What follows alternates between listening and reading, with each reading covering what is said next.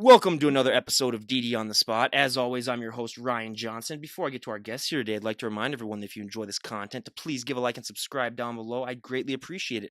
We have Pamela John on the podcast. She's coming to us all the way from Memphis, Tennessee, where it's about 27 degrees, which is a little bit nicer than where I'm at. But she's also an IFBB bikini competitor. She's a posing coach. She's a certified personal trainer. She's also a mom, if you can believe it or not. I mean, some of these guests that we have on that are moms, it's like, are you kidding me? But most importantly, she's an NPC judge. She's going to be the first NPC judge that we've had on the show. So we're going to talk to her a little bit about that. But she's also our current guest. Pamela, thank you so much for coming on. Thank you for having me. Absolutely. So why don't you give us a little bit of a backstory on what inspired you to make that change and adapt that healthy and fit lifestyle? All right. Well, okay, we're going to have to rewind a little bit to, I guess about 17 years ago. I was diagnosed with Graves' disease. I don't know if you're familiar with that. It's an autoimmune disease that attacks the thyroid. The body attacks its own organs. In this case, an autoimmune disease. Graves is the attack of the thyroid. So I was really sick for, I don't know, 11 years. And then, I fought having my thyroid removed for a long time. I tried conventional medications. I tried everything I could to not have a thyroidectomy, thinking that God had a purpose for this organ in my life and my body, and I needed to keep it. But in the end, it was really hitting my health hard.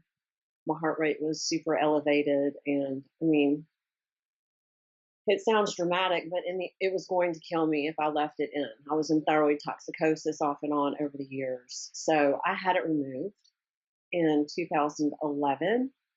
And I knew that I wanted to make fitness my life, and I wanted to help others and inspire them to become the healthiest versions of themselves as well, and not feel like they were boxed in any way because of a health condition or because of their age or anything like that. So That's awesome. And I mean, I always love to say, just getting in there and getting started is such a huge, huge thing. But I always say, like, if you were to poll 100 people, there's 100 different ways as to how they got into the shape that they're in, whether it comes to their diet, their nutrition, their training. I mean, how many reps they do, what exercises they do. There's so many little things that add up to the package that people end up seeing.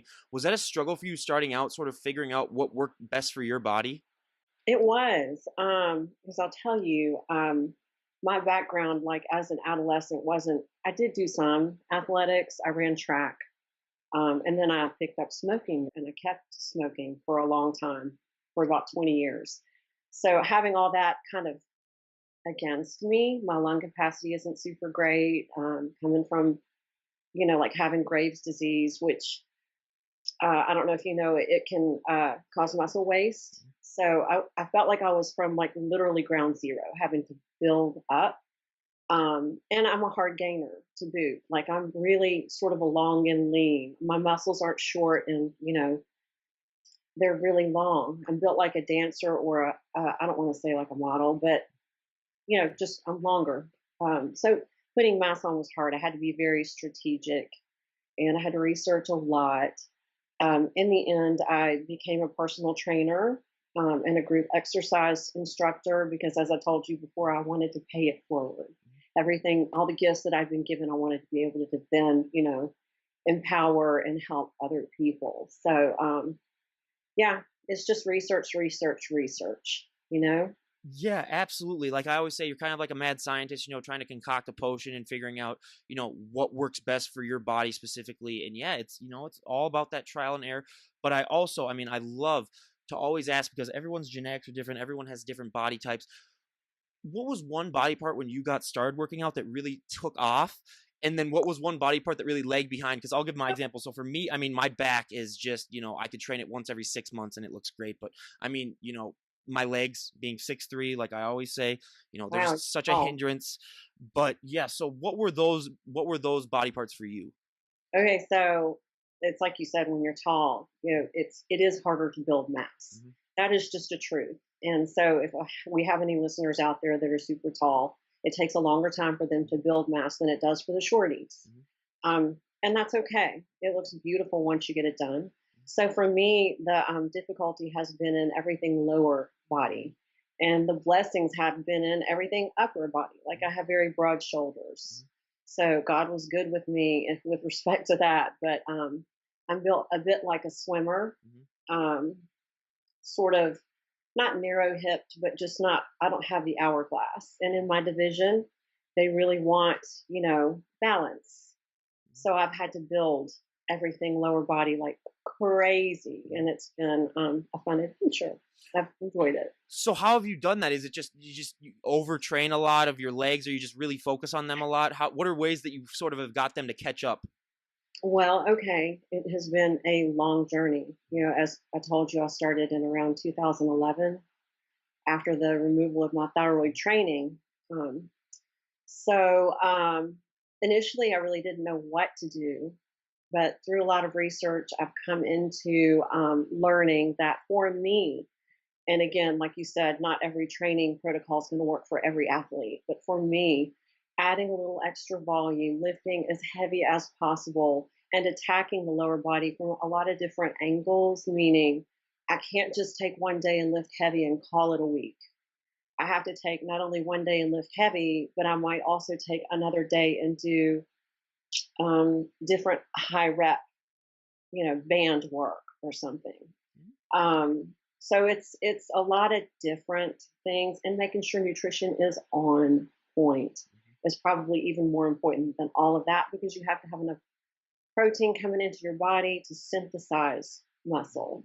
Yeah, I mean, I couldn't agree more. That is one of the biggest struggles that we hear is that people don't realize that when you're gaining muscle, you're going to need to eat more than you ate even before you started working out. I mean, that is by far one of those big things. But another huge stereotype that I love to break. I mean, it's gotten better the last 5 years with Instagram, but there are still a significant amount of women that have that fear. If they go into the gym and they, do one bicep curl, they pick up one weight, they're just, going to hulk out and put on 50 pounds of muscle. Did you ever have that fear? And even if you didn't, I mean, being a personal trainer, I bet you hear that all the time. What do you say to that whenever people come up to you and have that complaint?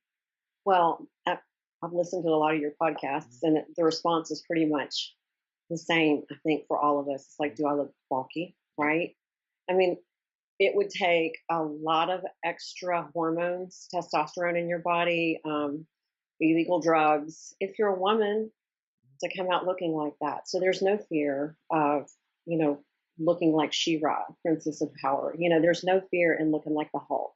Mhm. Trust me, you're still going to look feminine. You're just going to have curves that look beautiful. It's what you want, basically, when you live.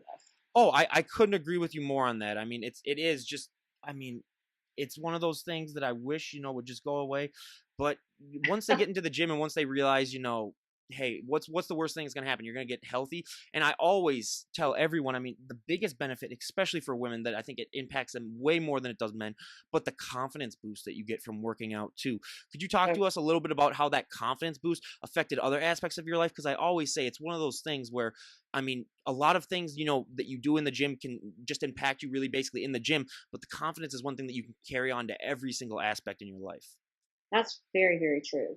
Um, I am, to speak to that, I'm a very nervous public speaker, I will say. So, you know, preparing for this, I was a little anxious. I'm like, oh my gosh, I'm going to have to, Yeah. speak. So it does definitely, when you do something that is for your betterment, that is going to improve you, it does boost your confidence. 100%. Yeah, it is, you're inspired to talk to more people, you're inspired to do more things. I mean, you're inspired to take on more challenges. I mean, that is definitely one thing that I could say, if that's probably one of the biggest benefits. But how long into your journey before you decide like, hey, I could do a bodybuilding show. This seems like something that I could really do. Okay, so my first MO was to get my certification, because I thought, how am I going to help people? Why would they listen to me? Why would they want me to help them if I don't have credentials? And then my next MO was, what am I good at? I've really got to figure this out. I had done a triathlon. I'm not a great swimmer. Swimming makes me really anxious as well. So I was like, okay, that's out. We have a big triathlete, community here, triathlon community. And then I tried running. I'm like, yeah, I smoked for over 20 years. My lungs are not happy with me with that. I did do some half marathons. I'm not the fastest girl. I can sprint like, a jackrabbit, but don't put me in distance. Forget it. Forget it. Forget it. So I was like, that's not my MO. I was like, what can I do? and I prayed really hard about it, and that's where God led me, bodybuilding. And then I started quietly training and researching. I trained for about a year without telling anybody. We had suffered a raw sewage flood in our house, which is nasty. So we were displaced. So my therapy would be to go to the gym and, hit it really hard. And so I was, like I said, training for about a year. And then I hit the stage, I remember in May of 2012. That's so inspiring. And I always love to say, for a lot of these compares, the most surprising thing for me that I found out when I started having health and fitness guests on was that for so many of our contestants, posing is the hardest thing. It's harder than your nutrition. It's harder than your working out. I mean, I always say you can be a great driver. You can never be a perfect driver. You can be a great poser. You can never be a perfect poser. What was your experience like with posing been, and how has it evolved? Has it gotten easier for you? Oh, no. Good question, though. You're good here. So the only thing that I knew about posing was what I'd seen online when I first started. I didn't employ any type of a coach. I just said, okay, I've researched enough. I know what I'm supposed to do. And my first competition, I was like, wow, these girls are incredible. Um, and I kind of just did it based on what I'd seen in front of me, which is like, wow, we're really winging it here. Um, so in the NPC, you have basically 9 to 11 seconds to hit it, to get it right. Um, so that's basically a mandatory front pose, a back pose, and then a wave off goodbye. That's I could do that. I got to be really good at the 9 to 11 seconds because that's technician work, right? I'm like a robot. You can wind me up and watch me go. But when I made it to the IFBB, I had no idea the posing changed. You're gonna die because I went to not North America's, but I went to it was Masters Pro. That was going to be my first pro show, and I had no idea as to how the pros pose. I had no idea. So I get on stage after watching all these women going for like a minute, and then I'm like literally out there just moving around trying to do the best I can, and then I went when I got off stage, I was like, I'm going to have to get a coach. I'm going to have to get a coach. I can't do this because I had no idea that the posing was different. Now, however, I'm better. I get it now, but I'm still have that element of being a better technician. So I have to practice a lot. I mean, I know we're talking to a girl from the South, so was wearing those high heels, was that a difficulty for you, or has it been something that you've been wearing your entire life where, I mean, that just came natural for you? Boy, no, I can walk in some heels. Okay. I know I And made that mistake a couple podcasts ago when we had a girl from Texas on, and I asked her that, and I was like, okay, I regretted that as soon as I said it because I was like, I forget these Southern girls, they're born in heels basically. So yeah, it's a lot of more of the Northern people where we hear about, like, hey, I'd wear my heels when I was doing everything just to get myself used to it. But that now, is right. what is your favorite pose for IFBB bikini, and what is your least favorite? I love the front pose. I really do. There's a lot of comfort in that because time you're engaging the judges, you feel strong. Of course, I think every woman feels a little vulnerable in her back pose. I think it's beautiful when someone hits it properly, but it's probably I rank it that way, front and back. Well, and I always say to that, I mean, the back pose would probably be my favorite just because, well, not just because my back, but also because that's the one time where you don't have to be smiling, where you can kind of relax for a little bit and be like, okay, I don't have to act like everything's not tensing and everything's not, feeling pain right now, because that is probably the hardest thing that a lot of people talk about is, just the making it look natural and making it look like you're not just grunting the entire time and just, thinking about, like grinding your teeth up because you're trying to like, just that so hard. So yeah, So that's so definitely true. one of those things. But what inspired you to become a posing coach? It just was a natural evolutionary process, really. When you are in it for a while, the community is pretty tight knit and small, and you just call on each other for things. So it's just been one of those things. I'm here in Memphis. The community is growing here, and I guess the need is growing there too. And I love posing. Don't get me wrong. I mean, I say I'm a technician. but I just think it's beautiful. I am a professional model too, so I do runway. Um, I know how to manipulate the body, and anyway, I just think it's gorgeous, gorgeous to watch. I love it. So when you're taking on a new client, what would you say for women overall is the toughest thing for them posing wise that you have to teach them? um, sometimes I'll tell them if it feels really terrible, it's great. It looks really great. It's if you've got a perfect body, you don't have to contort quite as much. But if your proportions are off, we're struggling to manipulate your body into angles that might not feel entirely natural. So you have to learn to be flexible, and not only that, you have to practice enough that your body is strong enough to hold those poses that we've decided work best for your body. And is it difficult at all sort of finding that individual like the individual sass that kind of comes along with it where people in their routine, I mean, you have to have your own, little flair, little bit of sass that really differentiates you from the other competition. Was that hard for you personally finding yours? And is it hard also when you have competitors that come to you sort of finding out their individuality and how to best represent that in their posing? Dang, I'm still looking for my sass. I mean, um, so what I find and what I tell my girls is it'll come. Don't force it because you want to be authentic on stage. You want the judges to like you, and you don't want to come across as being fake. So that's all very important. I don't know. That's probably my best advice is to be you. It'll come. Yeah. And probably one of my favorite questions to ask. I mean, you can probably tell I'm from the upper Midwest. I'm one of the palest people you'll ever meet. So I Oh, love to ask every single guest. Yeah, I know, but for me, it's like the sun reflects off me, where I'm like one of those vampires. But it's not attractive at all, just because it is the exact opposite. But I always love to ask, all of our guests that we have on, what is that experience like for you putting that tan on? Seeing everything really pop out. We have all our guests talk about, like how they say you see muscles you never even knew you had. Everything really seems to pop out. What is that feeling like for you when you see yourself in that tan? oh wow. I mean, for me, okay, so I'm 50.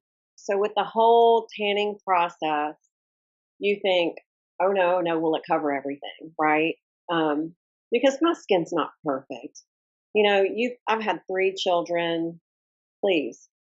So, once that tan is on, and I tan with liquid sun rays, oh my gosh, it's almost like if it's a good tan, like from a good company like Liquid Sun Rays, you will feel like you've been shrink wrapped. And then you have this gloss that just makes you look shiny and new. Like I love getting the show tan because it pulls everything together and makes everything, it just perfects it all. And then you're like, oh, that's what all that hard work is for. Now I can see it all coming together. Well, I gotta say, everyone, she's 50 years old. She doesn't look a day over 25, and she has better arms than half the guys I know. So, Oh, if you want to see the benefits of working out, I mean, just look at her. I mean, it's ridiculous. So, yeah, that's why again I can say. But yeah, just putting that tan on too. I mean, we've heard the horror stories of how it's applied. So that was another eye opening thing for me where I didn't know that whole process. So I always like to say, and like I always say too as well, you have to basically become a statue. You can't move. You can't really sit on anything. Can't touch absolutely. anything.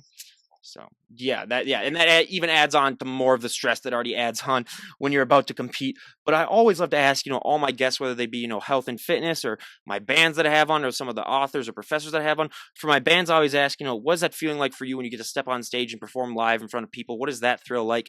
And then for my bodybuilders, that also applies. So what is that feeling like for you when you get to walk on stage, show off all that hard work that you've worked months upon months for? What is that feeling like? Okay, you remember me telling you I'm a really anxious, sort of performer. So I spend some time prior to like praying, really, literally praying hard. Lord, your glory, take me out of this. Help me to have an out of body experience. So I do. I pray really hard not to fall. Um, and once I get on stage, I feel like it's almost like an out of body. I really do feel like it's an out of body experience. I go on, and I told you I'm better as a technician. I feel like God takes over, and then we do our thing. Before I know it, it's over, and I've never fallen. Yay. That's good. I mean, yeah, we've had some people on that have. So yeah, that's definitely one of those things that, I mean, that's something to achieve because, and I always say the one thing that really, stinks for compared to the bands I have on, because the bands, you get to be on stage for an hour and a half, sometimes, 2 hours, but the competitors, like you said, I mean, like 9 seconds or a little bit more, a little bit less, depending on stuff that you get to be on there to show off, months upon months of hard work. How do you deal with that extra added pressure just because, I mean, I know you said you pray and you sort of, you Right. sort of get out of your shoes kind of a little bit. You have an out of body experience a little bit.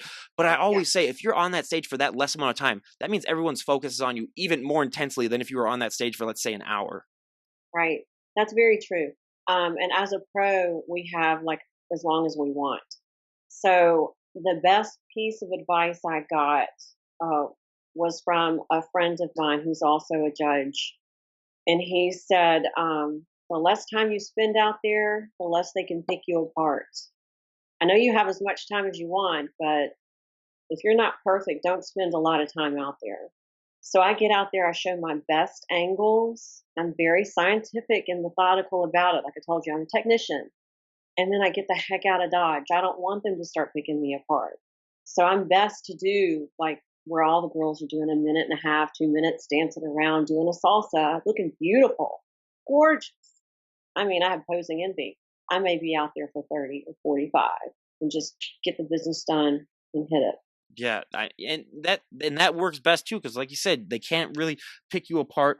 But I mean, I love to ask this story because so many people have just such inspiring stories. But what was that experience like for you winning your pro card? Because for everyone out there who might not be familiar with bodybuilding, when you win your pro card, that's just an affirmation of basically everything that you've done so far in bodybuilding, all of the hard work that you've put in, all of the struggles and all the prep, all the blood, sweat, and tears. What was that feeling like for you when you won your pro card? It was so surreal. Okay, so it was the weekend of my anniversary. My husband and I were there together. It was at Masters Nationals 2015. I remember 2 days before, I was like, "There's no way I'm going to win. There's no way I'm just not ready." You look in the mirror, you're like, "Oh my gosh, I'm holding water. This is terrible. It's not going to happen. Why did we waste the money? Why are we here?" I went through all that stinking thinking. Then I finally flipped it and went, "No, I can do this. As long as I present well, that's all that matters. This is a part of the experience. It's a gift." So I went out with, "Hey man, why not me? Why not me? I brought my A game. I don't care if she brought her A game. I brought my A game. I'm the winner." So you just kind of have to flip it in your mind, and to have been awarded that card, it was totally surreal. It was just amazing. We celebrated. Yeah, well, yeah, I hope you did. Yeah, because I mean, I always say that is just such a big deal. But how has your training changed since you got your pro card? And have you taken it up a notch, or have you tried to stay with the same amount that you've done? I have so taken it up about 1,000 notches. I thought I was training hard as an amateur. I really did, and I was. It's just all relative, and you have to progressively overload to progress in your musculature. That's the name of the game. So I'm pushing for gains yet and still, and thankfully God is good. I mean, I'm getting them. Like I'm putting size on my quads now. That's my focus right now is quad glute. So yeah, you do you. Well, yeah, I mean, it's always an ever evolving process. Like I always say, especially as years go by, every year your body reacts differently to stuff. So it's always, like I said, you got to just keep up with it and just keep realizing, what is working best for you. But now one of the fun questions. So, what is your go-to post-show meal?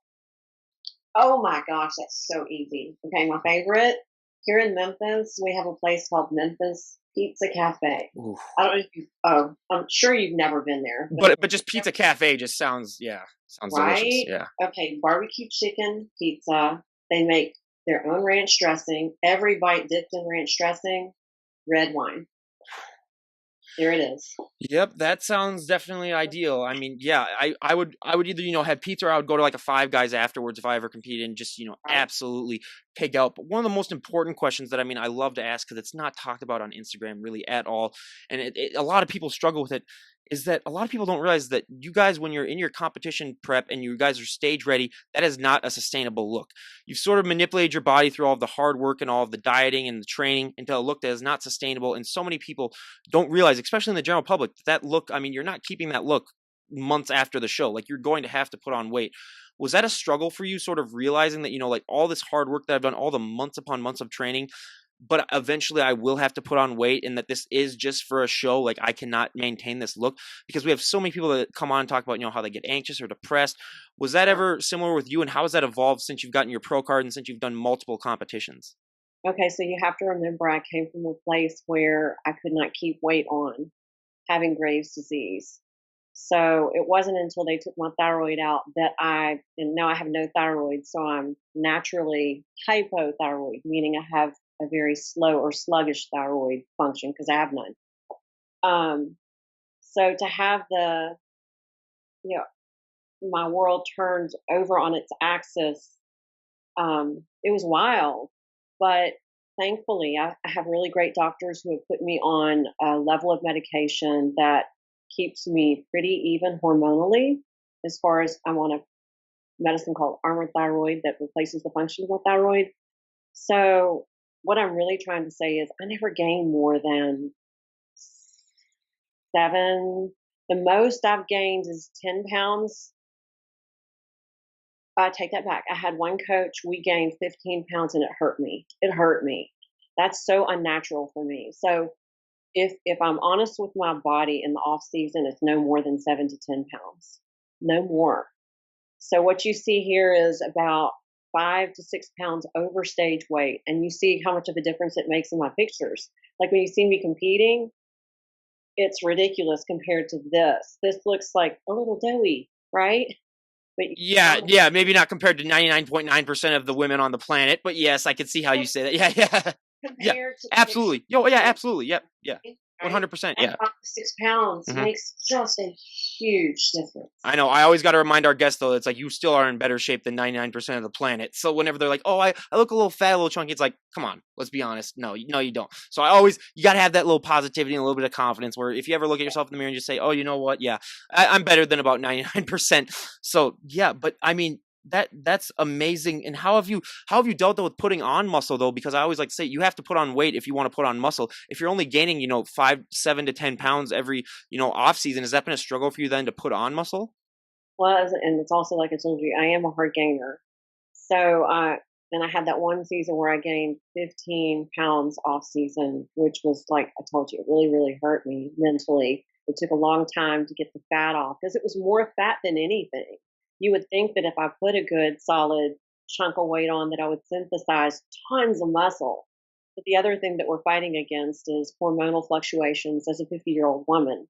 So yeah, it's been hard. It's been really hard. But again, I have to defer to God. God is good. He's allowed and enabled me to synthesize muscle despite all the odds that are against me. And I eat smart. So I have to eat smart because with absorption issues, like I have microscopic colitis as well. You have to treat your body well all the way around for it to work. Oh, yeah, and that's one thing that I gotta stress even more is that, yeah, you treat your body right and your body and you will reap the results. But now, I mean, you're also a mom, and I always love to say, being a mom, that's a full-time job in and of itself. So how are you able to balance, being a mom and still maintain this lifestyle? Because you have to be very time consuming, even if you weren't a mom and still a bodybuilder. So how have you been able to adapt to that, and how have you been able to have a schedule that works best for you? Well, my daughters are older now, but when I started, the first thing I did was sit down with my priest and say, "Is this okay?" You know, as far as the church is concerned, is it really okay for me to do this? And he said, "Yes, it's okay as long as you're doing it for the right reasons." And I said, "Yes, okay." So we got that cleared, and then I sat down with my family and I said, "Okay, guys, how do you feel about this?" Because these are daughters; they're young girls. I had one in actually two of them were in elementary school, one was in high school, and I didn't want them to be uncomfortable with what I was doing. So I was like, "How do you feel about it? I want to make sure you're okay." And they're like, "Mom, I'm good with it." I had a private account for a long time. And, you know, as far as like their activities, it's not been a big deal because I trained when they were in school. And now that they're older, they're so self-sufficient. I mean, I'm here for them in whatever capacity that they need. They've got my heart, you know. What is their response, or what do they think about having a mom that, is in better shape than a lot of their other friends' moms, or just having a mom that does something that's so unique? What do they think about that? Um, I really don't know. That would be an interesting question to ask them, and to hear the answer. I would love to hear what they'd have to say. I mean, I would just have to guess that it's all they've ever known because it's been such a big part of my life for most, of their, at least for the last 7, 8 years. I would hope that it would inspire them, obviously, on any level. And I would also hope that it wouldn't make them feel lesser than in any way. So, Did you ever warn them ahead of time, like if you're going on prep, that like, hey, I might be a little bit, angry, or it might be a little bit more easy to get angry because I'm a little bit of food deprived? Was that ever a situation where you just had to be like, hey, be a little bit nicer to me now? I'm going to be going on prep. it's gotten better over the years. When you're new into it, it's hard to sort of take the reins and I call it lord over your body, really like control. You have to harness those emotions that come with being hangry if you want people to support you and you want people to, really love the sport. So it took me a couple of good years to just learn to offer it up and and know that I've got to set the example for them as well. So A part of prep that most people don't realize, but now we get down to the real nitty gritty. So, first of all, being an NPC judge, how did you get to be an NPC judge? And then, second, what has your career been like as an NPC judge? What shows have you worked? okay, so because I felt like bodybuilding was such a wonderful thing for me, I I just wanted to be involved. And like I said, every time I'm involved in something that I feel is wonderful, I want to give back as much as I possibly can. And I want to grow with it. Like I'm not going to be able to compete forever. Um, so I want to grow with the sport as much as possible. And that's where my behind the scenes came in and the judging came in. You have to test judge for a year and you have to test judge with accuracy. And if you don't, you don't get moved up to a judge after that trial So, period. with accuracy, does that mean that you get the similar scores basically that everyone else gets? So, like, if you were way off than someone else, then they might be like, oh, then you're favoriting something. Um, you're basically the head judge is a criteria of the test judging scoring. So everybody who is erroneous, um, plus or minus what he says, that's how it works. So I've got to be in line with what they're doing, and if I'm not going to make it as a judge because then I'm not seeing what they're seeing. Then I'm not able to, discern what it is, what criteria we're judging on. So it took several competitions at that level, and then the following year I was moved up to a B level judge, which means I can't. It's just local, so it's smaller competitions, those that aren't national qualifiers. Are you working on trying to get nationally qualified? I am. Hopefully this year I'll be advanced to A level, and that will mean I can judge national qualifiers. And I mean, the number one thing that we hear on here about competitors, about judges, is that, so many judges have different outlooks when it comes to, I mean, what they're looking for. And especially with like the bikini division, where some judges want a little bit more muscle and other judges want, a little bit less muscle, and they just want, more of the elegance and grace factor. Has that been hard for you, sort of finding out what you prefer as more for a body, and sort of realizing how to judge that? Okay, so I will say we're all human, right? And with humanity comes bias. It's hard not to have bias in your life, and that's where the judging part comes into play. And so I'm trying to think of the smartest way to answer this. Imagine if let's say you have 8 girls, right? one girl's going to be a standout, correct? And you're going to go, oh my gosh, she's the winner. She is so the winner. Everyone else is judged based off of her, basically. So we're looking at her. She's the winner today, right? Let's say it's, oh, Rena Martinez. Gorgeous, right? Well, we want all of our second, third, fourth, fifth to look as much like her as possible. So we're judging based off of the winner at that point. Now, I don't think I had heard too many people, too many judges say that. And that's when it really clicked for me. So if you can, it depends on who shows up. It really does. It depends on who shows up that day.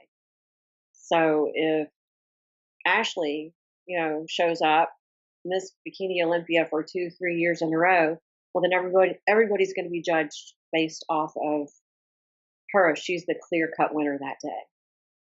Does that? Oh, 100%. Yeah, it's and like I always said, like before we record the podcast, it's similar. I always like to compare. There's always referees. Like there's refs in football, there's umpires in baseball, and I mean they each have their own individual things. Like especially being a pitcher, I know about umpires' own strike zones that they like to call. Like this guy might call him a little bit more outside, or this guy might call him.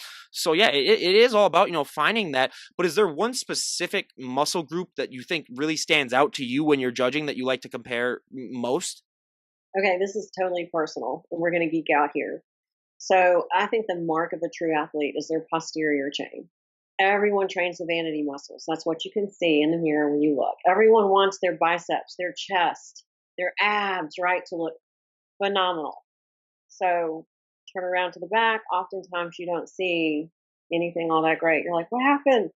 So it's that posterior chain is my favorite. I love it when an athlete turns around as a judge, because then you can see how hard they really have been working. So that's my favorite. Yeah, and I couldn't agree more because, like I said, yeah, if you have all those vanity muscles and you just want those, I mean, it's like then you could just have a bunch of Guidos basically in the show, and then they would just win that because all they do is they train abs and buys, or just like any guy in college basically that just focuses on that. That's all you would get. But how is the final score calculated? So do they add all the judges' scores together and then divide, or what's the criteria for deciding who wins and of dividing all the judges' scores? Okay, so they're going to throw out the lowest to two lowest. And basically, like at the end, so you'll have it. It depends on how many people show up that day, like I said, but you'll have, let's say, bikini category A, bikini category B, and C. If you have like a short, a medium, and a tall class, they'll pull all three out. At that point, if it's just among the three, then we're just sitting at the table trying to decide, right there at the night show. Okay, which of these three it is happening live, like right there. We're judging. So it's different in the morning when you're just doing the class, each respective class, than it is at night. Do you think the fact that you've actually competed and the fact that you are a woman too also gives you a unique perspective when it comes to your judging, as opposed to maybe like a guy who might not have ever competed, or he might have competed, but I know women's bodybuilding is so different. Do you think that gives you a unique perspective as opposed to maybe some other judges that you're working with? I maybe, probably, but that's probably what the beauty is in having a lot of different kinds of judges, um, because we don't all see the same thing. You got to So be well represented too, because if you had like an all guy judge or judge panel for like women's bodybuilding, their results would probably be a little bit different than if you had a woman in there to say like, hey, this is actually what it's like for them. This is what really is hard to grow. This is really all that stuff. So I mean that really does add that fairness to it, where people are just like, hey, you're not being like too judgment, because if you're too, like I said, if you're a guy, you have no idea what it's like for a woman then to do bodybuilding, and vice versa. If you're a woman for guys, I mean, you don't know that. So it's nice to have that person or people in there. I mean, an all women's panel would probably be ideal, but I mean, just to have that representation is so great. it's Show Nashville. Whitney Weiser is doing an all women show. Did you know that? She did the first of its kind last year. Wow. How did that, are you going to be there? I will be there. I don't know if I'll be judging, but I will definitely be there. I mean, what an amazing venue and idea, concept, right? Well, yeah, absolutely. Because like I said, they're the ones who know how that body works or how the Yeah. female body responds to muscle. So yeah, that seems only fair. So So about judging, I can definitely give a competitor tip. So don't chew gum, because I've seen a lot of that. the athletes will be up there just, working that out, and I'm like, "No, I love you. Don't do That's like that." giving a speech when you're chewing gum too. I mean, it's like one of those things where you're just like doink, like yeah. Right? Just don't do it. And I'm trying to think of what my other good tip was. If I, of course, I can't right now. So anyway, just don't chew gum. Yep, don't you? Well, yeah, and I mean, I learned that the hard way in high school when I was giving a speech and I had gum in, and then I got berated. So now, I know every time I do that, not to have gum in. So yeah, again, everyone, don't chew gum. But now we go to two of my favorite questions that I love to ask. All of our health and fitness guests that we have on the show. I mean, so for the first one, for me, when I got to college, started getting bigger and stronger, there were so many positive things that happened to it, but there are also a negative thing. You're going to get asked to move a lot of people's furniture. You're going to get asked to open a lot of pickle jars. I mean, I'm still at home with my parents for the next few months before I move out, and every time they come home with groceries, I basically have to lift the car into the driveway. Have you found that to be a similar experience where people just take one look at you and then they know that you work out, where they just assume that you can do favors like that for them? It's funny, yeah, around the house, definitely, especially, if my husband has something in the car he needs help with, like moving into the house, he's like, come on, you got this. And I'm like, I don't want to got it. I mean, yeah, it happens. And my mom and dad, they're getting ready to move. They're like, "You be able to help us, Pamela?" And I'm like, sure, sure. So, I mean, I don't mind. Oh yeah. I mean, for me, it was like every other weekend during the summer. Like I'd have different friends come up and say, like, "Hey, you want to help me move? I'm moving out." And it got to the point where I just said, "Hey, as long as I get my workout in before I help you, because I'm not Right. getting tired working out or moving your stuff, so I can't work out." So, Yeah. but yeah, and also, I mean, like I said, being 6'3", that's a double edged sword because they'll see me walking down the street, even if I didn't have any muscle at all, and they'd be like, "Oh, tall guy, come and help us." So Exactly. yep, it's Sure. a double-edged sword. But now, I mean, my favorite question to ask, and again, this is a multi-million dollar idea for anyone out there.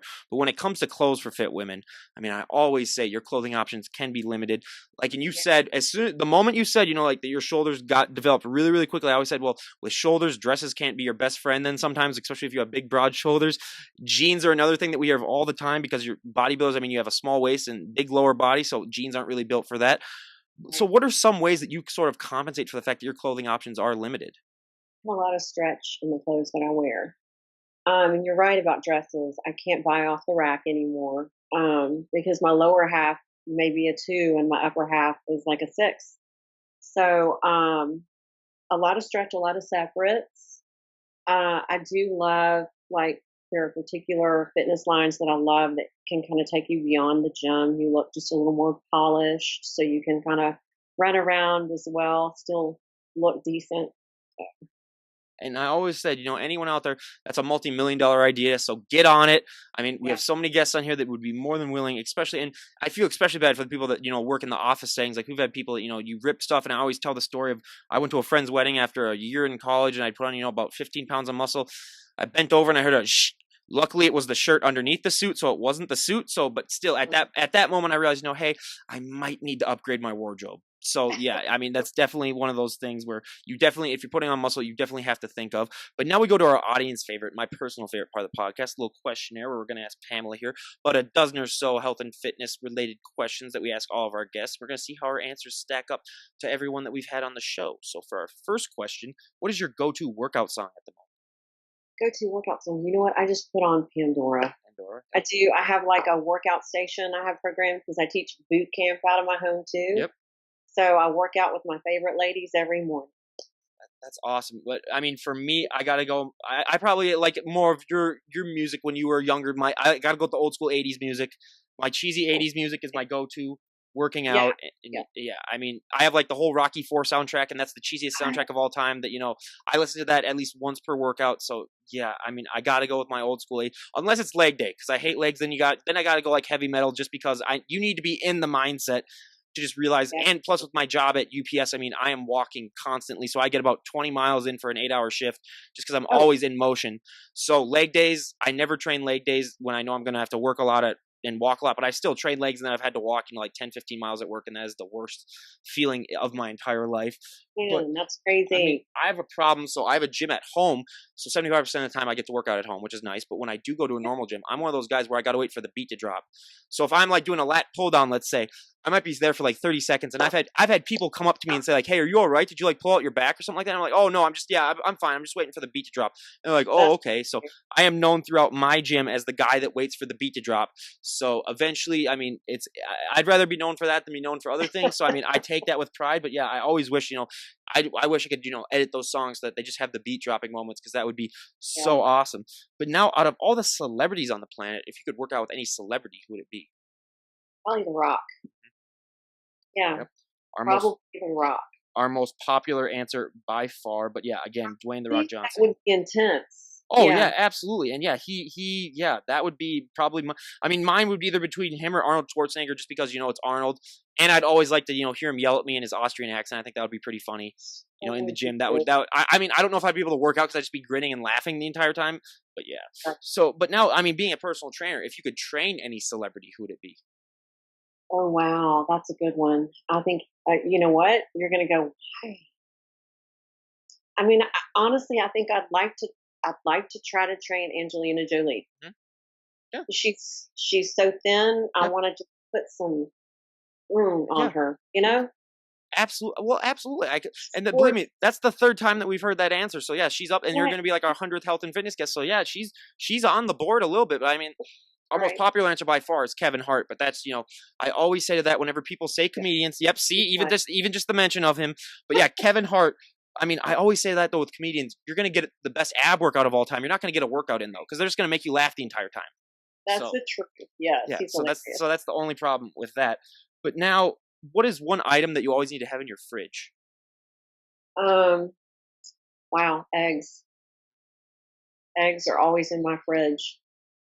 Yep. I mean, that and chicken are our two most popular answers by far. But Okay. the most surprising answer, I mean, this shocked me, was so many people. I think it's been about 10 or 12 have said mustard as their answer. Ew, I don't like Because mustard. it's zero in calories, it's zero in fat. Yeah, I know. I don't like mustard too. So they put that on their chicken. They put that on, their eggs, just to give it a little bit of flavor. And I always say, if you have to do that, you might want to reevaluate your life, because, Right, yeah, that is extreme, extreme. So yeah, when I heard people say mustard, I'm always like, okay, that's definitely an interesting choice to make. But yeah, yeah, I mean, yeah, that's one of those things. Ugh. maybe, Yep. but Yep. no, not mustard. But now, if you could change anything about the sport of bodybuilding, if you had the all-knowing power to do so, what is one thing that you would change? Okay. That masters competitors had more opportunities as professional athletes. That would be the one thing. What is the reason why you think masters athletes don't have as much professional because to me, those are the most inspiring ones. Like, we've had Uh, one on here that was like 60 years old, and I'm like, okay, first of all, they should be like headlining those things, because when people look at that, they're like, oh my God, I could do that at that age. Because we've had people that, have gotten started in their 50s, and then it's like, so I mean, it just proves that they should be the ones that are honestly highlighted, because they prove that, you can do it at any age. But why do you think that they aren't, as highlighted as they should be? okay, and so bear in mind, masters athletes are 35 and up, Yeah. which I also think they probably need to bump the criteria as masters athletes to be at about 40, 45. Yeah. But anyway, it starts at 35. So, I think they should make opportunities because we have more disposable income. We put more money into the sport. Yep. We work probably a million times harder because we have to. I mean, we've got time against us. Anyway, those are just a few of the reasons why I think that they should. Well, absolutely, and I couldn't agree with you more on that. I mean, just you need to promote, all the competitors, and plus, like you said, 35 plus. I mean, there's going to be a difference in someone's muscle and someone's overall body if they're 35 as opposed to someone who's 50. So that's what I'm just like, yeah, you Yeah, definitely have to raise that, because yeah, 35 you can still look very, very young when you're in shape. I mean, you can still look like really, really intense, but I mean, the older bodybuilders too, some of them look like they're like 20 years old, where you're just like, oh my God, how do you do that? So yeah, it's definitely one of those things that it's just, yeah, it's definitely one of those things that I think needs to get worked on. But now, right. if out of all of your followers that you have on Instagram, what is one thing that they would be surprised to know about you if they met you in person? Hmm.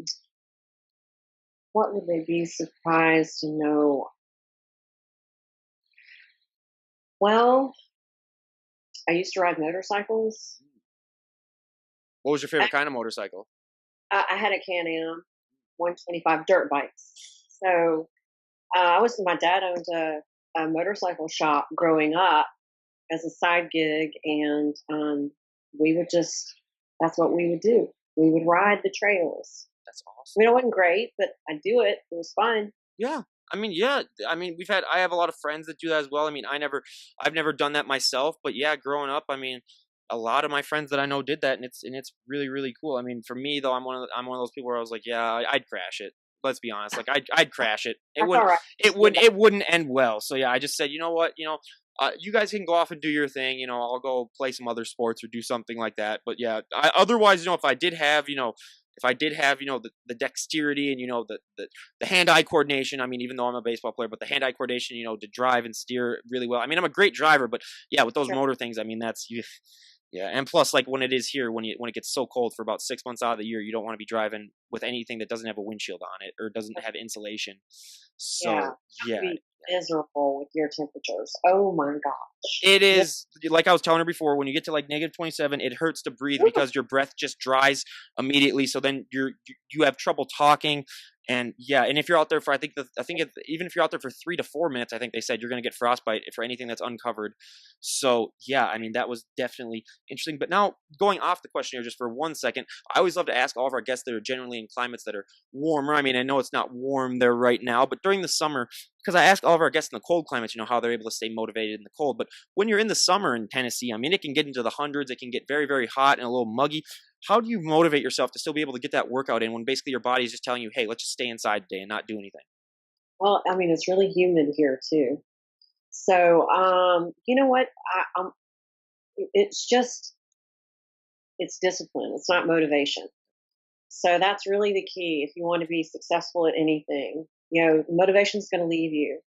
You have to have the discipline. And if you don't, it's just not going to happen. Oh yeah, and I couldn't agree more. That drive and that determination is what really, I mean, really inspired me when I was getting started. The health and fitness lifestyle and just seeing what Yeah. these people go through. I mean, it's just so inspiring. But now going back to our questionnaire, now we have the fun version of the questionnaire. So now, what was the last TV show that you binge watched? Okay, probably Jane the Virgin. Jane the Virgin. Okay, that is the fourth time we've had Jane the Virgin on, so Jane the Virgin gets plugged again. I have not seen that myself, but it seems good, so I might check it out. But now, what is your favorite TV show of all time? Favorite TV show of all times. Oh my gosh. Right. Well, okay. I really can't think of a great answer, but I do enjoy American Ninja Warrior. Like it's one of my favorites. Yeah, that is Like, yeah, that is a good one. I got to be honest. I watch it for the falls and the fails, just because I'm one of those. I'm one of those people. But yeah, American Ninja Warrior. Yeah, it's. Have you watched the new show The Rock's doing? I forgot what it's called. I have. Yeah, Yeah. It's pretty good yeah. too. I haven't. It's Yeah, it's I haven't looked into that, but I've heard.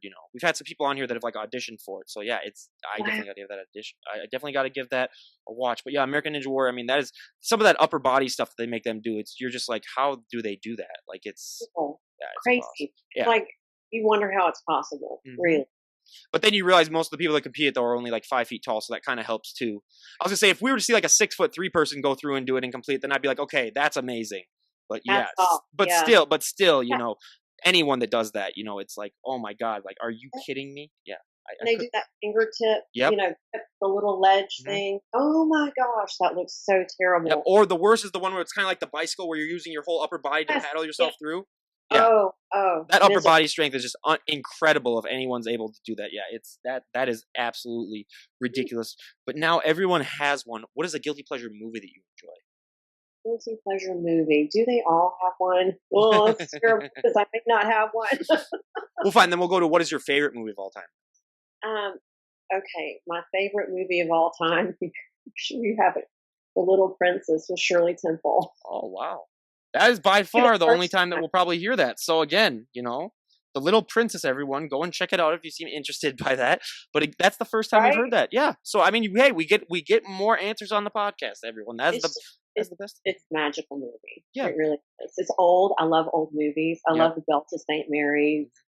I love musicals, that kind of thing. Oh So yeah, absolutely. And I mean, for all my guy friends, again, close your ears. You're never gonna hear me admit this in person, but The Princess Bride is my guilty pleasure movie.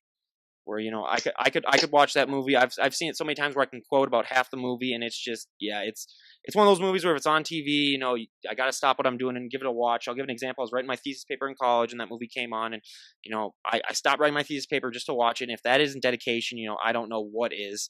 So I absolutely. mean, 100%. And again, all my guy friends never hear me admit it in person. Only admit it, on this podcast. So now all my guy friends, you can start listening now again.